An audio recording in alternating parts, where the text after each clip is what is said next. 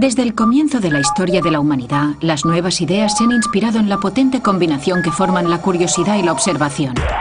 En el mundo tecnológico actual, todo lo que tocamos, utilizamos, vemos o hacemos, desde encender una cerilla hasta navegar, ir en tren, mandar correos electrónicos, volar, comprar, secar, atar, hilar, triturar, conducir, atornillar, tocar, escalar, rimar, escribir a máquina, limpiar, cortar, taladrar, telefonear, descansar, hablar, caminar, escribir o ver este documental.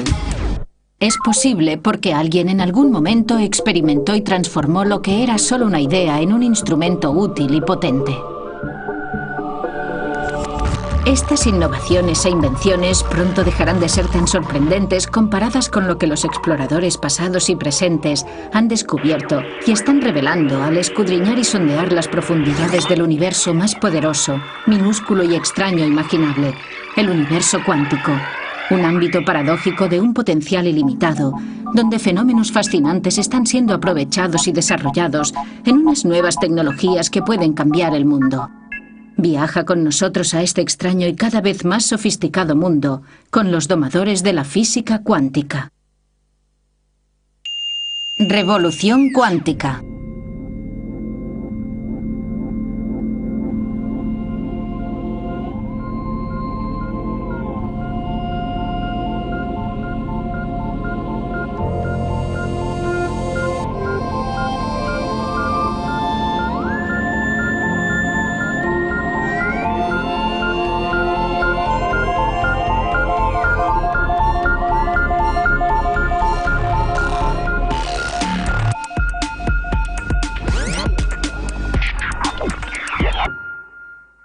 Los primeros indicios que tuvo la humanidad del universo cuántico aparecieron en 1900 con Max Planck, un físico brillante que trataba de averiguar por qué los objetos cambiaban de color al calentarse.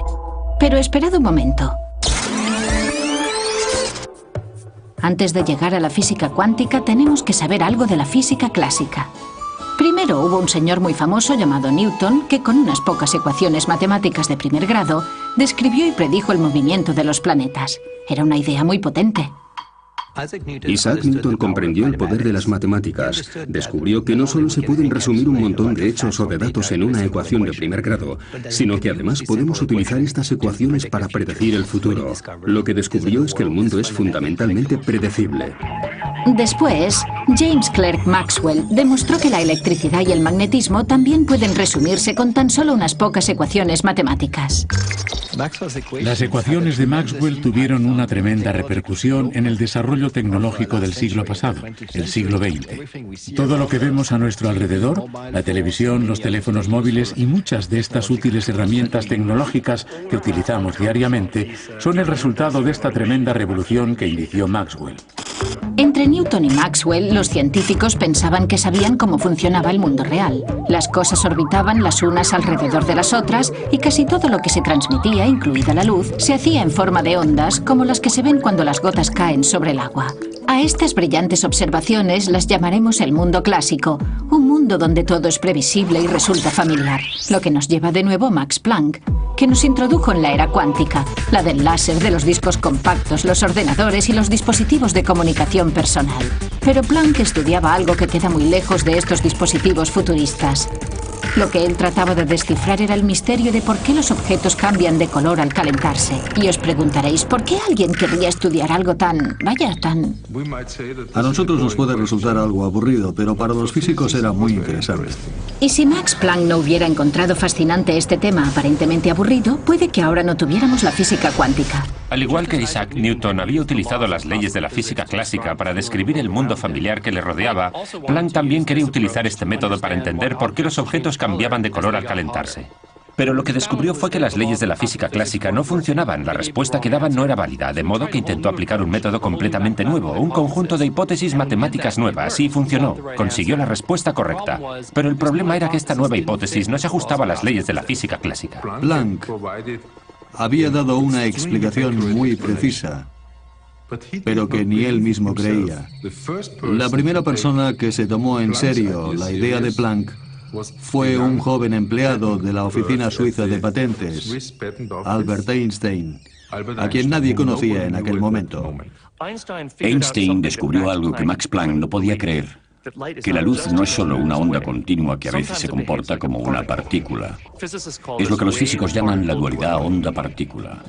Uno de los mayores logros intelectuales de Albert Einstein, por el que obtuvo un premio Nobel, fue darse cuenta de que la luz actúa como si llegara a fragmentos, a pedazos, a cuantos. Los cuantos de luz se llaman fotones. La sospecha de este hecho surgió anteriormente en la obra de Max Planck, pero para él era solo un artificio matemático. Einstein se dio cuenta de que no se trataba de matemáticas, sino de física, y gracias a ello se pudieron extraer consecuencias y demostrar experimentos que no podían explicarse con las ondas. La obra de Einstein marcó un punto de inflexión en el desarrollo de la física moderna. En 1913, Niels Bohr comenzó a aportar datos a la teoría cuántica al explicar la estructura del átomo usando estas ecuaciones de primer grado.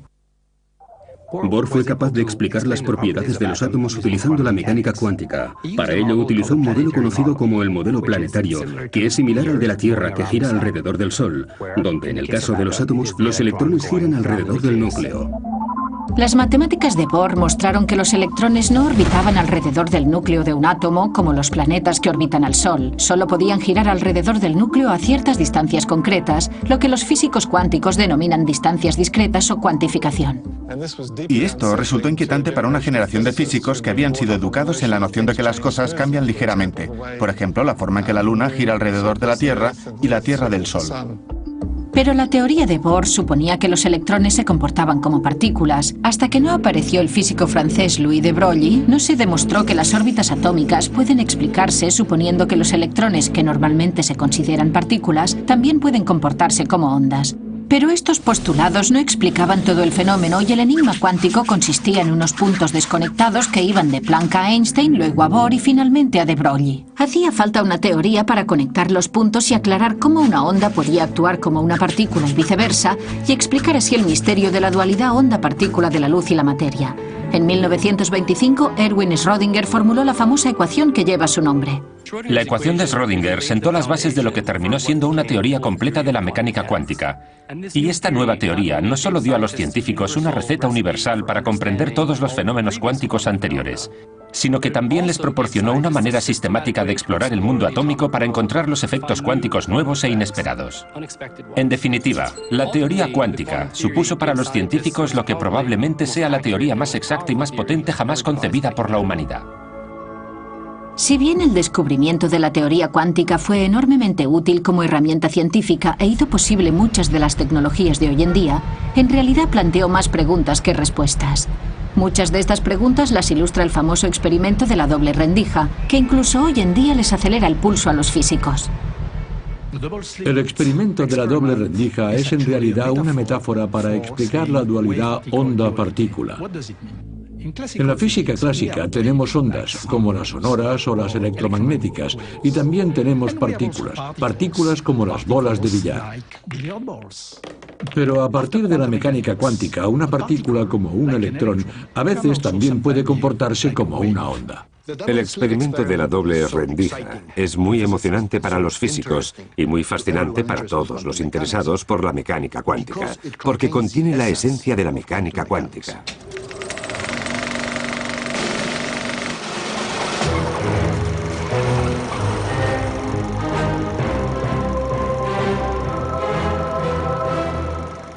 Double-slit experiment. A beam of electrons strikes a baffle with two narrow parallel slits in it, and then a screen.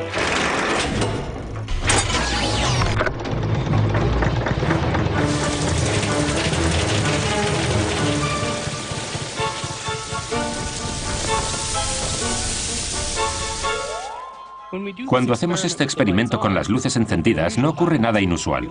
Los electrones forman el mismo patrón en la pantalla que se esperaría de una bolita de papel mascado, de un chicle o incluso de un tomate.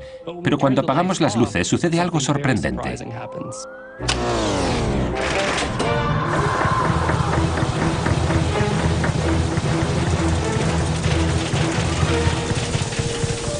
What one observes on the screen is a series of maxima and minima. Esta serie de máximos y mínimos se denomina patrón de interferencias. Los máximos son los sitios donde se acumulan los electrones. Los mínimos son los lugares que evitan.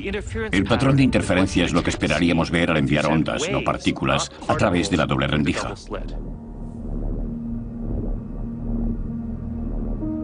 Lo que observamos en el experimento de la doble rendija se explica matemáticamente por la ecuación de las ondas de Schrödinger, que predice el patrón de interferencia observado. Pero la teoría cuántica no nos explica dónde está la partícula cuando pasa por las rendijas.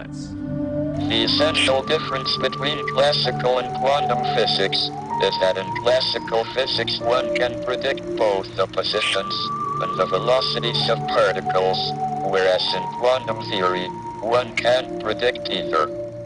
¿Por qué es diferente el patrón de la pantalla según esté la luz encendida o apagada? En la física clásica, estamos acostumbrados al universo que funciona independientemente de que nosotros lo entendamos o no. Podemos observarlo, pero nunca cambia. Funciona según sus propias normas. Pero este no es el caso de la mecánica cuántica, donde si observamos algo, cambia su comportamiento. Pero ¿cómo es posible que en el mundo cuántico, solo por medio de la observación, podamos afectar el modo de comportarse de algo? En nuestro día a día, observar solo significa mirar, es una actividad pasiva. Pero hay que recordar que la observación siempre requiere luz, y en el mundo cuántico la luz viene en fragmentos llamados fotones. Para verlo, vamos a apagar las luces del cine de nuevo y ver exactamente lo que quieren decir los científicos cuando usan las palabras observación y medición. Para observar cómo pasan los electrones por las dos rendijas, hay que arrojar luz sobre ellos, pero al hacerlo los fotones pueden causar que los electrones se comporten de un modo diferente. En este caso, los fotones hacen que los electrones se comporten como partículas, por lo que el patrón de interferencia en la pantalla desaparece. Y ahora que sabemos lo que pasa cuando las luces están encendidas, la pregunta es, ¿qué pasa cuando las luces están apagadas? Sobre esta cuestión los científicos tienen diferentes opiniones y algunas teorías impactantes. Del experimento de la doble rendija se desprende que mientras un objeto cuántico no se mide o no interacciona mucho con su entorno, por lo general no tiene una posición definida. Normalmente se distribuye en muchas posiciones, es lo que se denomina superposición cuántica. Los objetos cuánticos se comportan como si pudieran ser y pudieran hacer varias cosas al mismo tiempo. Los electrones pueden pasar por dos ranuras diferentes a la vez. Esto me recuerda a Yogi Berra, que dijo, cuando llego a una bifurcación en el camino, la cojo. Estas ideas radicales demostraron hasta qué punto las superposiciones cuánticas pusieron en tela de juicio la noción clásica de la realidad. Pero estas ideas inquietaron a muchos científicos, entre ellos a Erwin Schrödinger, quien se dio cuenta de que si se aplicaran las superposiciones al mundo cotidiano, darían lugar a predicciones extrañas. Para ilustrar este punto, concibió un experimento Gedanken. Un experimento Gedanken es un experimento mental, es decir, un experimento imaginario que nos permite centrarnos en alguna cuestión conceptual. Si realmente comprendemos una teoría, deberíamos ser capaces de decir lo que predice la teoría en cualquier tipo de situaciones, incluidas las que no se pueden llevar a cabo en un laboratorio. El famoso experimento mental de Schrödinger se conoce como el gato de Schrödinger. El gato de Schrödinger es una especie de parábola sobre la idea de la superposición cuántica. A Schrödinger le perturbaban las implicaciones de la teoría cuántica. Aparentes paradojas de la mecánica cuántica. Quería demostrar lo absurda que era la mecánica cuántica. Y para ello se le ocurrió un experimento Gedanken. Un experimento mental. La idea era la siguiente. Cogemos un gato. ¿Un gato? Un gato. Un gato con mala suerte. Y lo metemos en una caja. Totalmente aislado del exterior. En la caja también hay un martillo y una probeta. Llena de cianuro. Cianuro. Además, la caja también tiene un mecanismo de control accionado por un solo átomo que puede descomponerse radioactivamente. Cuando el átomo se descompone, el detector activa el martillo, de modo que se rompe el vial. Y se libera el cianuro. Y eso matará al gato. Y el gato morirá. Y si no se emite la partícula, no se libera el veneno y el gato no muere. Ahora supongamos que después de, digamos, una hora, hay una probabilidad del 50% de que el contador Geiger haya detectado algo. Hasta que no miremos dentro, existe la posibilidad de que el gato esté o bien vivo o bien muerto. Si creemos en la mecánica cuántica, el gato en ese momento se encuentra en un estado en el que está a la vez vivo y muerto.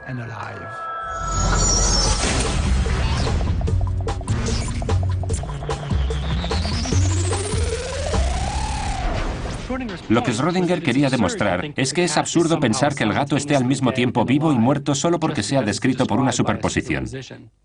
Y que del mismo modo debemos reconsiderar la idea de los electrones en superposición. Una de las respuestas que podríamos dar es que nos negamos a responder a la pregunta. Podríamos decir que la teoría cuántica es solo un conjunto de reglas para calcular dónde vamos a detectar la luz, y nada más. Es la escuela del cállate y calcula. Los físicos han dado todo tipo de respuestas, no hay un acuerdo general, y probablemente pasará mucho tiempo antes de que lleguen a uno. Ahora bien, mientras que los físicos pueden estar en desacuerdo acerca de si se debe tomar en serio la idea de que el gato está vivo y muerto a la vez, lo importante es que la superposición no se puede explicar en los términos de los conceptos clásicos, y eso es exactamente lo que hace que la mecánica cuántica sea tan intrigante. Al igual que a Schrödinger, a Einstein le seguía intrigando esta aparente paradoja. Einstein creía que se podría entender todo si se descubriera una teoría más exhaustiva, más completa. Para demostrarlo, se le ocurrió hacer un nuevo experimento Gedanken con sus colegas Boris Podolsky y Nathan Rosen en Princeton. Gracias a él, probaron que ciertas combinaciones o superposiciones de partículas pueden combinarse de un modo extraño y contradictorio que no puede explicarse con la mecánica clásica. El resultado es lo que se llama la paradoja Einstein-Podolsky-Rosen o EPR. La tesis en sí resultaba difícil de entender para las personas de a pie y quizá incluso para los científicos. ¿Listo? Vale. En una teoría completa, Hay un elemento que corresponde a cada elemento de la realidad. Una condición suficiente para la realidad de una cantidad física. Es la posibilidad de predecirla con certeza sin perturbar el sistema. De modo que, o bien la descripción de la realidad proporcionada por la función de onda de la mecánica cuántica no es completa, o bien estas dos cantidades no pueden tener una realidad simultánea. Por lo tanto, la conclusión a la que llegamos es que la descripción de la realidad proporcionada por una función de onda no es completa.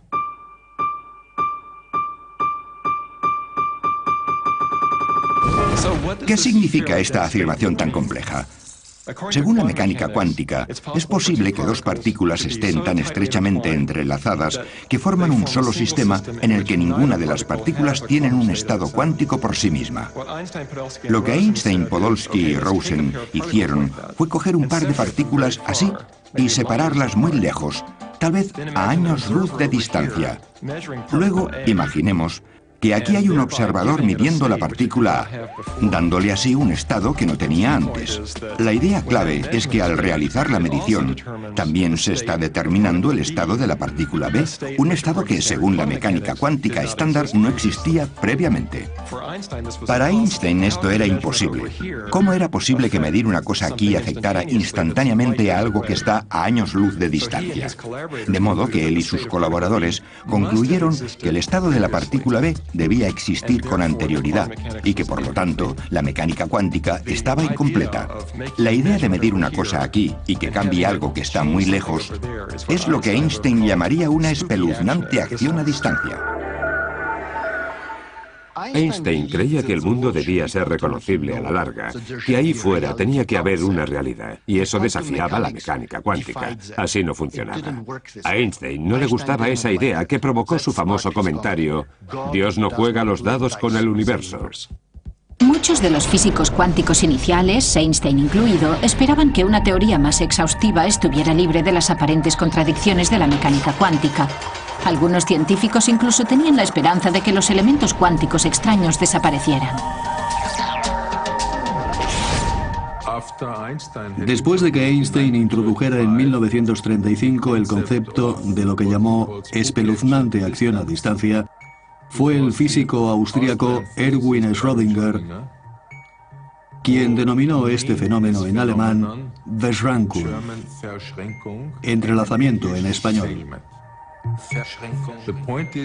La cuestión es que Verschränkung es la mejor manera de llamarlo. Verschränkung es algo como esto, una conexión muy fuerte y bien definida, mientras que entrelazamiento suena a lazos, a algo no muy bien definido.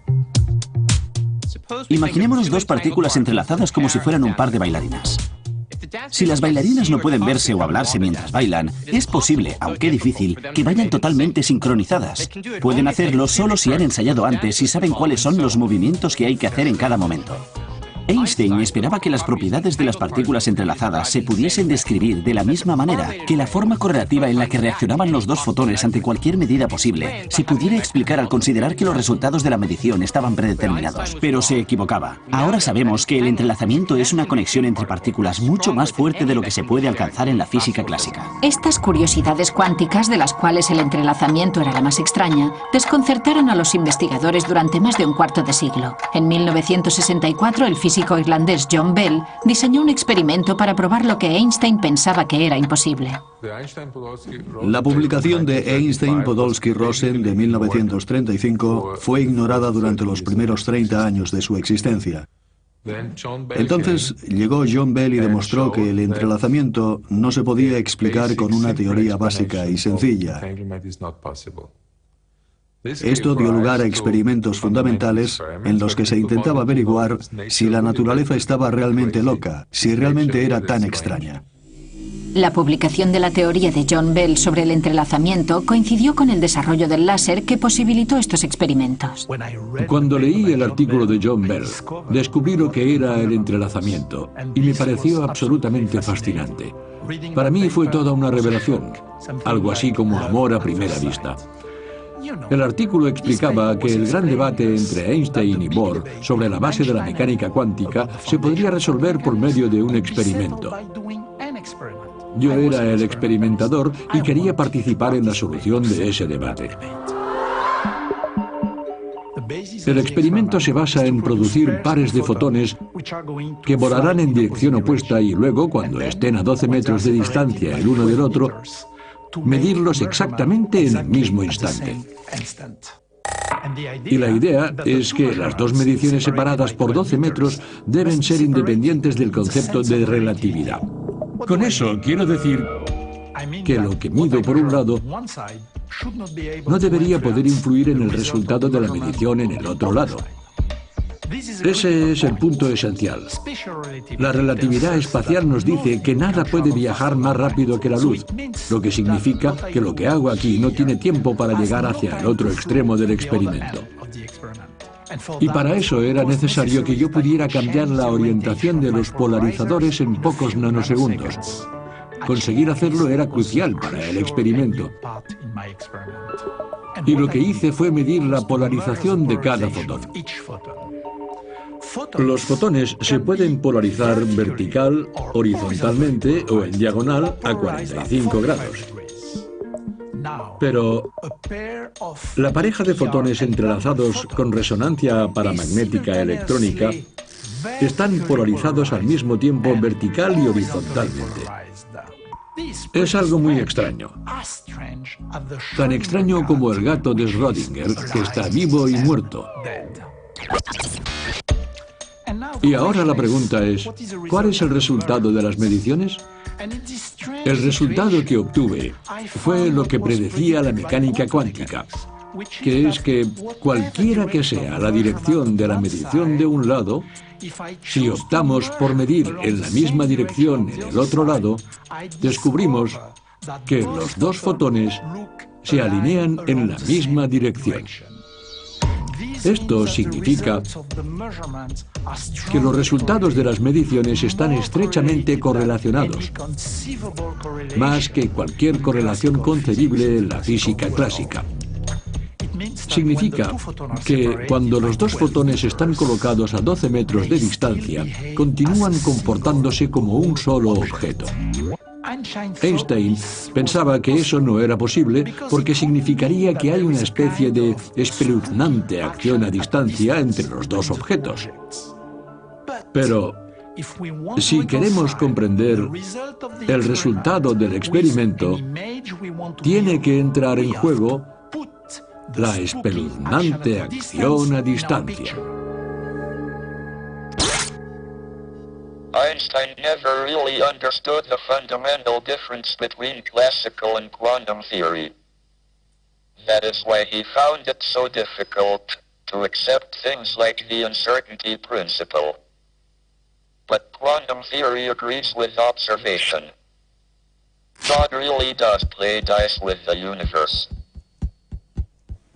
Antes de que llegaran John Bell primero y Alain Aspect después, lo único que podíamos hacer era discutir sobre la rareza de la mecánica cuántica. La ecuación de Schrödinger nos dice que un gato puede estar tanto vivo como muerto, y nadie sabe lo que eso significa, simplemente es extraño. Y estos argumentos se prolongaron durante décadas. Lo que hizo John Bell fue añadir algo de matemáticas y algunas cantidades al fenómeno cuántico, y lo que hizo Alain Aspect fue verificar esas mediciones en el laboratorio. Así pues, entre John Bell y Alain Aspect fuimos capaces de medir el extraño fenómeno de la mecánica cuántica.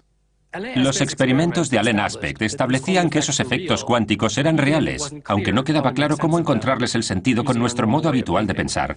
Lo que es más notable es que estos experimentos llevaron a una generación de científicos a preguntarse cómo pueden sernos de utilidad estas extrañas características cuánticas. La mecánica cuántica nos da una descripción increíblemente precisa de la conducta de la luz y de la materia. Este descubrimiento ayudó a los científicos e ingenieros del siglo XX a desarrollar todo tipo de tecnologías, como por ejemplo el láser y el transistor, que son el núcleo de nuestro mundo electrónico. Estos dispositivos cuánticos a una escala relativamente grande funcionan sin mostrar de un modo explícito los aspectos extraños de la mecánica cuántica. Estas tecnologías que nos resultan tan familiares son producto de la primera revolución cuántica. Pero ahora ha llegado una segunda revolución cuántica gracias a dos acontecimientos importantes. El primero es la capacidad tecnológica de controlar directamente la rareza del mundo cuántico, incluidas la superposición y el entrelazamiento. Y el segundo es el nacimiento de la era de la información. Así que aquí viene la información cuántica, o la IQ si estamos enviando un SMS. Lo que me hizo pensar en la información cuántica fue que en 1985 leí un artículo del físico estadounidense Richard Feynman, en el que hablaba de la posibilidad de que los ordenadores operaran sobre principios cuánticos. Fue algo totalmente revelador. Porque hasta aquel momento yo estaba más acostumbrado a pensar en la información en términos muy abstractos. En el mundo cotidiano nos resulta difícil separar la idea de la información del contenido y el significado. Pero podemos hacernos una idea de por qué la información es física, si pensamos, por ejemplo, lo que haríamos si se nos pidiera que señaláramos una información. Siempre señalaríamos un pedazo de papel con algunas notas, aunque también una fibra óptica o un disco duro. En el caso del disco duro, vemos que la información tiene realmente un contenido físico. Si queremos guardar información en, digamos, un disco duro de 100 gigabytes, tenemos que pagar un dinero. Tenemos que ir a comprarlo. El hecho de que haya una cantidad física por la cual pagas un dinero nos dice que en realidad la información es física. Por ejemplo, yo estoy hablando con vosotros ahora y la información se transmite mediante el sonido. Podría escribir una carta y la información se almacena en forma de tinta y de marcas sobre el papel. Una vez entendemos que la información es física, empezamos a preguntarnos si las leyes de la física limitan el modo en el que se procesa la información. O en el caso de la física cuántica nos proporciona un mecanismo completamente nuevo para procesar y comunicar la información. Información. Esto es la información y su uso adecuado puede traer una nueva dignidad a la humanidad. Ahora estaréis pensando, ¿información clásica? ¿Información cuántica? ¿Hay alguna diferencia? Sí que la hay, y todo empieza con el humilde bit. El bit es la unidad básica de la información clásica, que se encapsula en un sistema físico que puede tener dos estados, ya sea encendido o apagado, cargado o descargado, que está aquí o allí, o en términos matemáticos, un 0 o un 1. En el mundo cuántico tenemos bits cuánticos o qubits, y estos qubits pueden estar superpuestos y estar en 0 y en 1 al mismo tiempo. Es la capacidad de manipular el mundo a ese nivel de fenómeno cuántico de las superposiciones cuánticas, lo que nos permite realizar tareas computacionales en la mecánica cuántica que son imposibles o por lo menos muy difíciles por medio de ordenadores convencionales. Nuestras tecnologías se están acercando ya a los límites de la información cuántica, y los transistores se están acercando al tamaño de un bit cuántico o qubit. Esto es lo que llamamos la ley de Moore, en honor al fundador de Intel, que predijo hace 20 años que esto ocurriría. Y de hecho, en el transcurso de los próximos 20 años, se espera que los transistores, que son el corazón de nuestros dispositivos informáticos, alcancen el tamaño de un solo átomo. La segunda revolución cuántica consiste hoy en día en ser capaces de manipular sistemas cuánticos individuales, moléculas individuales, átomos individuales o, en mi caso, fotones individuales. Hasta ahora, después de la primera revolución cuántica, hemos sido capaces de manipular conjuntos. Por ejemplo, un láser produce miles de millones de fotones, no fotones individuales, sino miles de millones. Y hoy, el hecho de que se puedan manipular y dominar cuantos individuales, como los llamamos, abre toda una nueva era de desarrollo tecnológico. Uno de los primeros logros de esta segunda revolución cuántica es la capacidad de los físicos de construir herramientas increíblemente precisas como un reloj atómico, el dispositivo para medir el tiempo más preciso del mundo. Actualmente, la precisión de los relojes atómicos es tal que si fabricáramos un reloj y lo dejáramos funcionando durante 60 millones de años, no perdería más de un segundo. Y resulta que la precisión y el control cuántico que podemos conseguir con los átomos que utilizamos para los relojes atómicos es también la base de los qubits.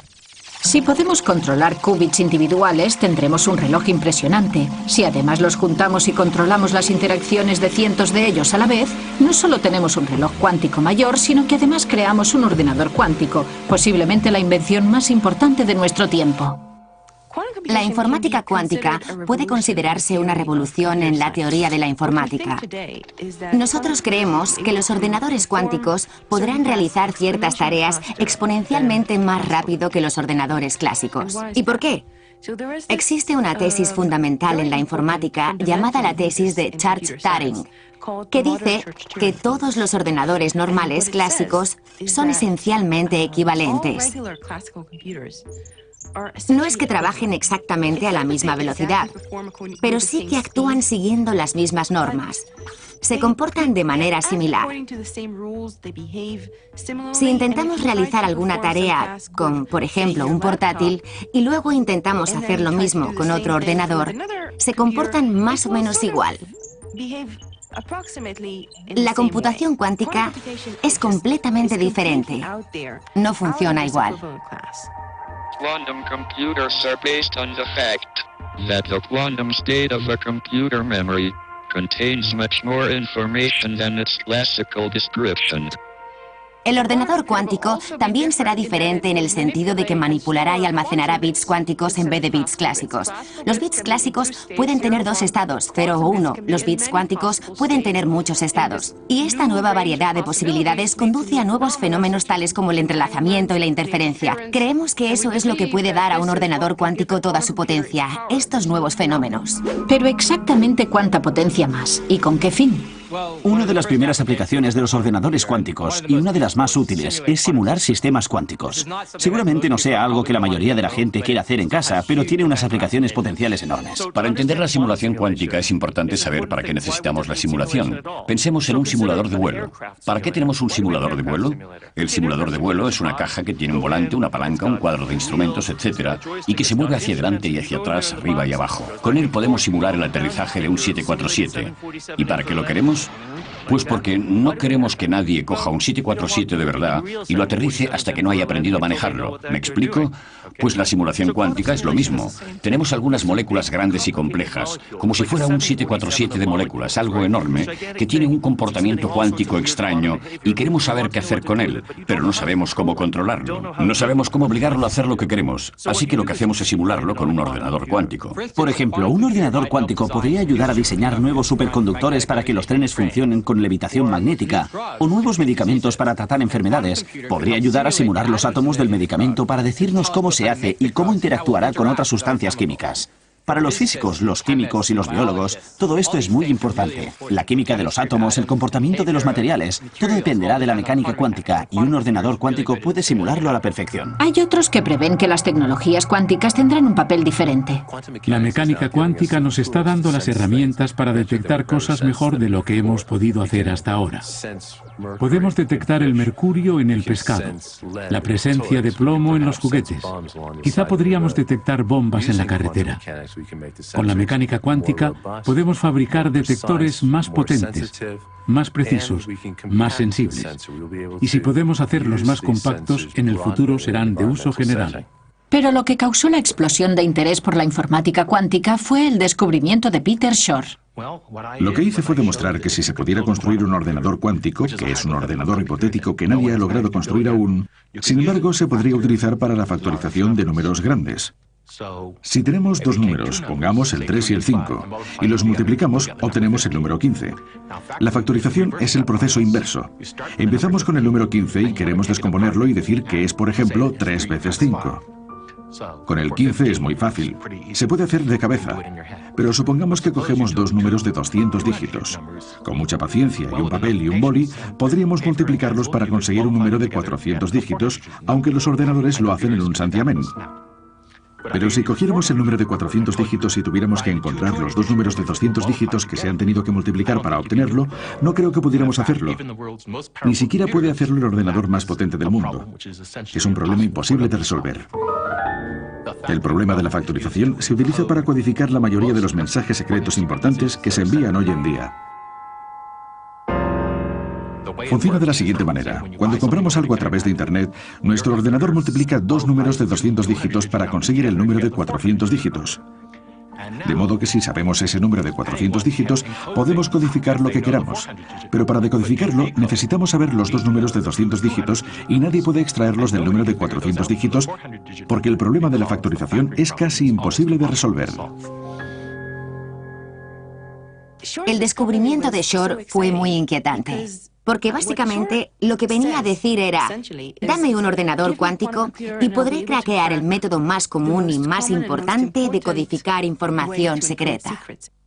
Los gobiernos se toman la creación de un ordenador cuántico muy en serio.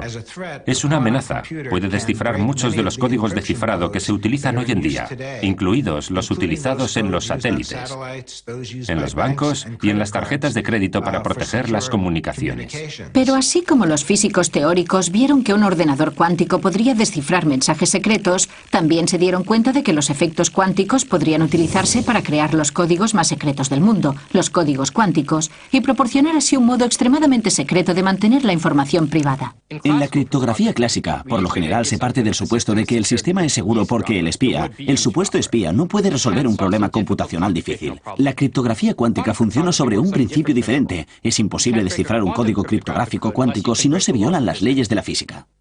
Con la criptografía cuántica es imposible espiar durante la transmisión sin ser detectado. Es lo que podríamos llamar el efecto del observador ruidoso. Es como cuando estás en una fiesta y escuchas la conversación de la pareja de al lado. Ellos saben, sin mirar siquiera, que los estás escuchando. La criptografía cuántica ya se está utilizando a un alto nivel para asegurar los resultados de las elecciones de Suiza. En este laboratorio hemos desarrollado la tecnología básica de la criptografía cuántica. Lo que asegura la criptografía cuántica es el enlace de fibra óptica que conecta el lugar en que se encuentran las papeletas con el lugar donde se encuentran los ordenadores del Estado. Y esa ha sido la primera aplicación pública y material de la información cuántica. La criptografía cuántica es solo una de las muchas potentes herramientas cuánticas que se están desarrollando e instalando en este momento. Pero la aplicación más fantástica y asombrosa es un fenómeno llamado la teletransportación cuántica. La teletransportación cuántica no tendrá nada que ver con lo que vemos en la ciencia ficción, porque de hecho no se transmite materia de un punto a otro. Lo que se transmite es la información cuántica. La teletransportación cuántica se hace posible gracias al entrelazamiento.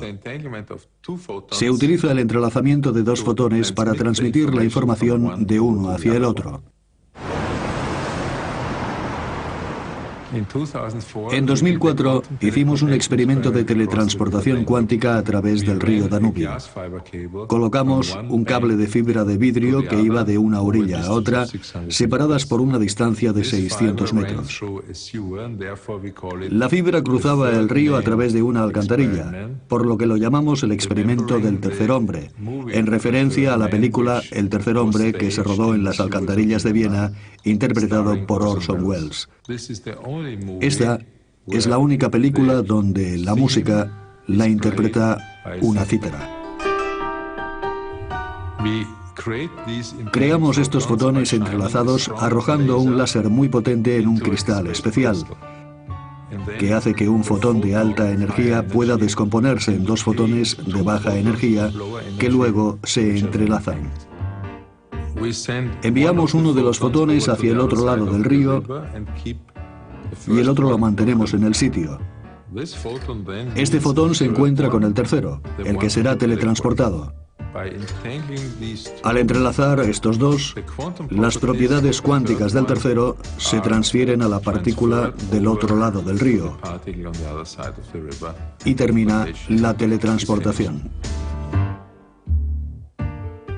La teletransportación cuántica es una de las manifestaciones más bonitas del entrelazamiento. Con la teletransportación cuántica tenemos algo, el estado cuántico o la estructura esencial de la materia, que desaparece en un lado y vuelve a aparecer en el otro lado sin ni siquiera existir entre medio. Pero el experimento de 2004 es Schnee von gestern, que quiere decir nieve de ayer. Algo pasado. A la larga queremos llegar hasta los satélites y establecer la comunicación cuántica a escala mundial. Ahora conocemos el poder de la información cuántica, pero ¿qué se necesita para aprovechar al máximo el potencial de esta tecnología? ¿Qué hace falta para construir un ordenador cuántico? The principles of quantum computing are well understood. It is only their implementation in practice that is difficult. En principio, la construcción de un ordenador cuántico no supone ningún problema, eso está claro. Sabemos cómo juntar las cadenas de las operaciones cuánticas sobre el papel y la forma en que acabarán proporcionándonos un ordenador cuántico. El problema está en trasladarlo al hardware real. No sabemos qué aspecto tendrá un ordenador cuántico, porque aún no tenemos ninguno. Tenemos un modelo teórico y estamos buscando y haciendo pruebas con los dispositivos físicos que pueden poner en práctica nuestro modelo teórico. Un ordenador cuántico requiere el mantenimiento de superposiciones cuánticas para que funcione correctamente. Al igual que en el experimento de la doble rendija, donde la superposición y el patrón de interferencia resultante en la pantalla se perdían si el electrón se observaba o se medía de alguna manera, el ordenador cuántico deriva su potencia especial del mantenimiento a gran escala de todas las superposiciones de los qubits. Esto significa mantener el ordenador cuántico muy bien aislado de su entorno y protegido de interacciones no deseadas hasta la finalización del cálculo, y eso es algo muy difícil de hacer. La principal dificultad de construir un ordenador cuántico es mantener su estado cuántico, y eso significa mantenerlo completamente aislado. Los sistemas cuánticos tienen una característica enojosa, y es que cuando difunden la información sobre ellos mismos, dejan de ser cuánticos. Por eso, el aislamiento es uno de los problemas clave en la construcción de ordenadores cuánticos. Los objetos cuánticos o físicos grandes se componen de miles de millones de partículas. Cada una de estas partículas es una partícula cuántica, pero cuando se juntan un gran número de partículas, cada una de estas partículas interactúa con el entorno. En los sistemas cuánticos, el entorno se refiere a todas las cosas que rodean el sistema de partículas cuánticas, como el polvo o los campos magnéticos, la radiación, cualquier cosa que pueda provocar un comportamiento no deseado en el sistema que se está tratando de controlar. Los estados de superposición son muy difíciles de conservar. En el laboratorio del Dr. Wineland, los qubits se almacenan en una trampa de iones. La analogía de la trampa de iones con la canica en el cuenco es la siguiente.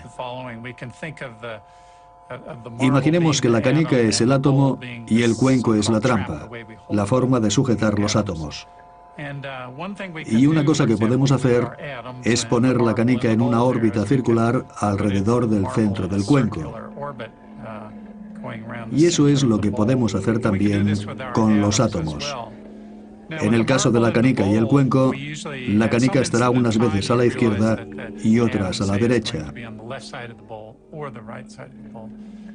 Pero lo extraño de los sistemas cuánticos, que nos permite hacer qubits, es que podemos poner el átomo en un estado de superposición en el cuenco, en la trampa, de modo que no esté unas veces a la izquierda y otras a la derecha, sino que esté al mismo tiempo a la izquierda y a la derecha.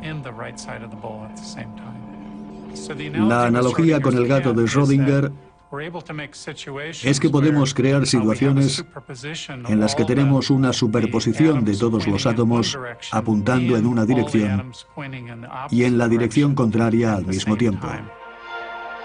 ¿Y qué aspecto tendría un ordenador cuántico?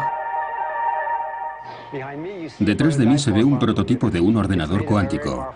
Está hecho con un imán muy potente, compuesto por un material superconductor, bañado en helio líquido a unos 266 grados centígrados bajo cero. Los qubits están compuestos de pequeños imanes en el interior del núcleo de los átomos. Al final de la computación, utilizamos el campo magnético de estos qubits para poder leer la respuesta. Este ordenador cuántico en concreto tiene una docena de bits cuánticos o el equivalente a 1000 bits clásicos, que es lo que tenían los ordenadores de la década de los 50. Si somos capaces de construir un ordenador cuántico con unos 60 o 70 bits cuánticos, tendremos una máquina más potente que todos los ordenadores normales que hay en el mundo juntos. Hoy en día, los científicos están sobrepasando los límites de la teoría y la experimentación de la pizarra al laboratorio, aprovechando el potencial del misterioso mundo cuántico de la naturaleza, sentando las bases de nueva era de descubrimientos e innovación. Creo que los efectos de lo que estamos hablando pueden tener una enorme repercusión en la tecnología del futuro y en nuestro estilo de vida. Pero no me oirán decir exactamente lo que va a pasar. Sin embargo, creo que lo más importante de cara al futuro es que, ahora que estamos aprendiendo a hablar con los átomos en su propio idioma, en el lenguaje de la información cuántica, podemos hablar con ellos y tratar con ellos como nunca antes habíamos podido. Es dificilísimo predecir la repercusión de una nueva tecnología. Pensemos, por ejemplo, en el láser, que se inventó a mediados del siglo XX. ¿Quién podría haber predicho en aquel momento que el láser se iba a utilizar para reproducir CDs, para registrar el precio de los alimentos o para la cirugía ocular con láser? Y yo creo que nadie podría haber previsto el impacto social del láser. Yo creo que la tendencia es siempre la misma. Se empieza con la investigación básica en un laboratorio, con una máquina grande y compleja que cuesta mucho dinero. Y si hay un mercado real, al final se obtiene un equipo pequeño y bastante económico. Con el ejemplo del láser pasó lo mismo. Los primeros láseres eran unas máquinas grandes, complicadas de manejar y poco fiables. Hoy en día, todos los reproductores de CDs o DVDs tienen un pequeño láser semiconductor que solo vale $1. Estoy totalmente convencido de que si los fotones, ya sean simples o entrelazados, tienen una aplicación real y un mercado, será posible hacerlos muy pequeños y baratos. En los años 50, los primeros ordenadores clásicos se hacían con finalidades muy concretas y aburridas, visto desde la perspectiva actual. El presidente de IBM llegó a decir en algún momento: "No creo que se vayan a vender más de un puñado de computadoras en todo el mundo". Nadie pudo prever que ahora podríamos estar esperando al autobús y hablando con un amigo al otro lado del mundo, buscando dónde poder comprar una pizza, viendo una película. Nos ha cambiado la vida. Sé que la informática cuántica es potente, nos abre todo un mundo nuevo para observar el universo y buscar información, y no tengo ni idea de cómo cambiará eso el mundo dentro de 20 o 30 años. Una oportunidad maravillosa de transformar la manera de funcionar la sociedad es utilizar líneas de transmisión superconductoras como eje para la transmisión de energía. Si podemos utilizar este efecto mecánico cuántico, que se puede utilizar, está comprobado, si podemos utilizarlo a gran escala para transmitir energía a través del continente, podríamos tener fuentes de energía renovable más eficaces, fáciles de diseñar y transmitir la energía allí donde se necesite. Espero que esto suceda pronto. De hecho, podría ocurrir muy pronto. Es verdad que la mecánica cuántica es muy extraña, pero también lo era la capacidad de volar de los humanos antes de que descubriéramos cómo construir aviones y cohetes para contrarrestar los efectos de la gravedad. Ahora estamos despegando hacia el futuro de la cuántica. Si entendemos cómo se comportan los átomos y las partículas elementales al nivel más íntimo y hablamos su mismo idioma, podremos domar esos cuantos salvajes. Podremos colaborar con ellos para construir nuevas formas de procesar la información, nuevas formas de informática y de comunicación que transformarán nuestras vidas de una manera radical. Esta manera de ver el mundo, de comprenderlo a la escala de la información cuántica, tiene el potencial de transformar cualquier tecnología que poseamos. Y transformándola y aprendiendo a hablar con esos átomos y partículas elementales, encontraremos nuestro sitio en el mundo cuántico.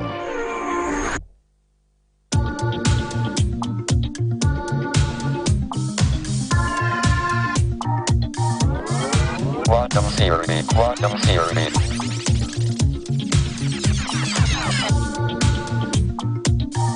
Quantum terrors.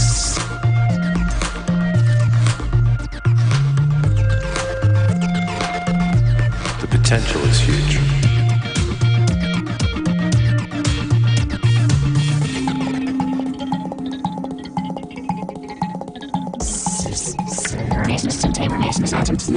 Business